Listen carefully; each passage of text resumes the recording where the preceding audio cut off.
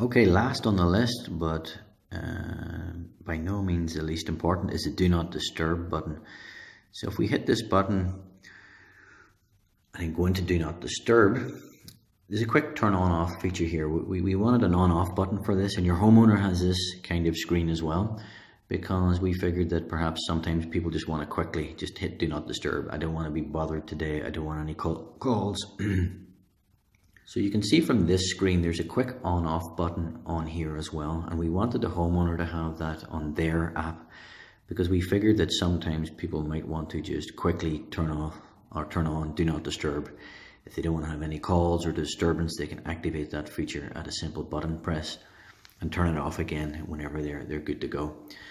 You can also, if you use the time scheduling in here, you can put in active times. So let's say someone doesn't want to be disturbed weekends at all, or they don't want to be disturbed at night and weekends. So if we selected Monday through Friday and selected, say, 07:30, and then the finish time is, say, 22:30, what will happen here is the call button on the front of the intercom will only generate a call to the homeowner between 7:30 a.m. and 22:30 p.m. Monday through Friday. It will not generate calls on a Saturday or Sunday. It will not generate calls in the middle of the night. Hitting that save button activates that feature and you're done.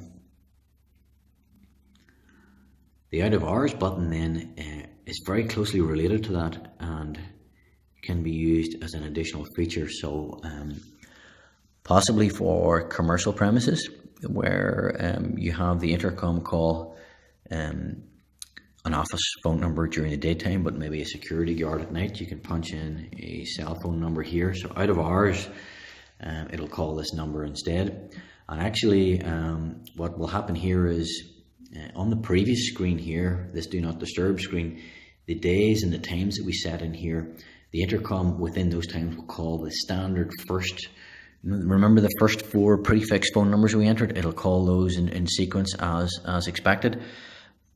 But outside of those hours, if we put in an out of hours phone number, it will call an alternative phone number outside of those hours that can be a different number or a duplicate of one of the first 4. Some homeowners may have a landline telephone, for example, and they have that the first number on the dialing list. But after maybe 8 p.m. at night, kids are in bed, they don't want the house phone ringing, so maybe it calls a cell phone instead. So it gives those options as well.